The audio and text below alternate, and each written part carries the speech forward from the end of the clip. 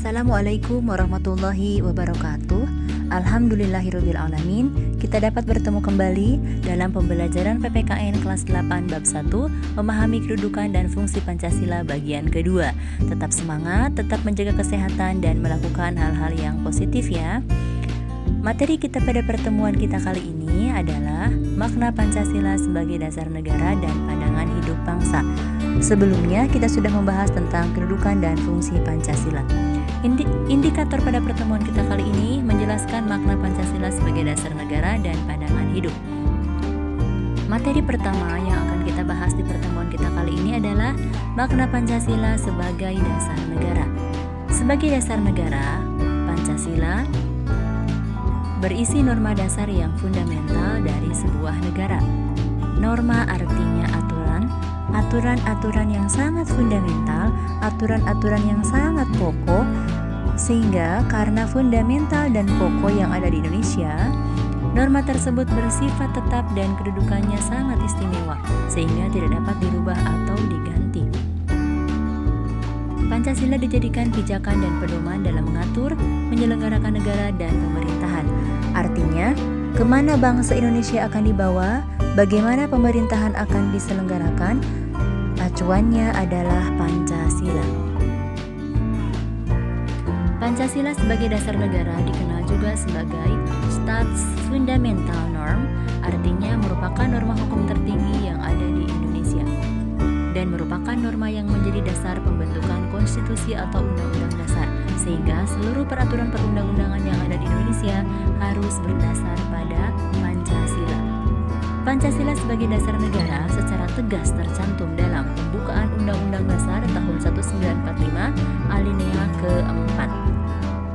Maka disusunlah kemerdekaan kebangsaan itu dalam suatu Undang-Undang Dasar Negara yang terbentuk dalam suatu susunan negara Republik Indonesia yang berkedaulatan rakyat dengan berdasar kepada ketuhanan yang Maha Esa, kemanusiaan yang adil dan beradab, persatuan Indonesia, dan kerakyatan yang dipimpin oleh hikmat kebijaksanaan dalam permusyawaratan perwakilan serta keadilan sosial bagi seluruh rakyat Indonesia.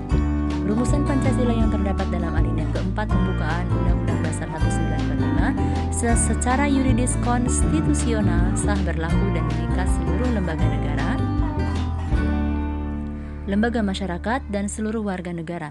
Artinya, jika pembukaan Undang-Undang Dasar tersebut diubah, maka secara tidak langsung mengubah Pancasila sebagai dasar negara.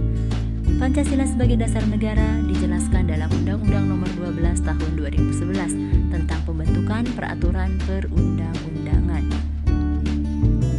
Materi selanjutnya adalah makna Pancasila sebagai pandangan hidup bangsa. Pancasila sebagai pandangan hidup atau way of life memiliki makna Pancasila sebagai petunjuk, pedoman, bersikap, dan bertingkah laku dalam berbagai lingkungan kehidupan, sehingga perilaku manusia Indonesia seharusnya didasarkan dengan nilai-nilai yang terkandung dalam Pancasila. Sebagai pandangan hidup, Pancasila merupakan sekumpulan nilai atau kristalisasi nilai-nilai sebagai acuan dasar dalam berpikir, bersikap, dan bertingkah laku. Selain itu, Pancasila juga merupakan sumber etika, sumber moral, dan sumber budaya. Materi selanjutnya adalah manfaat memiliki dasar negara dan pandangan hidup. Pertama, dasar dalam penyelenggaraan negara dan pemerintah. Kedua, arah dan tujuan negara yang jelas.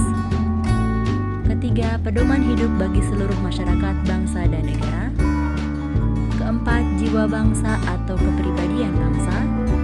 Kelima, pedoman bersama dalam menyelesaikan banyaknya konflik dalam berbagai bidang kehidupan.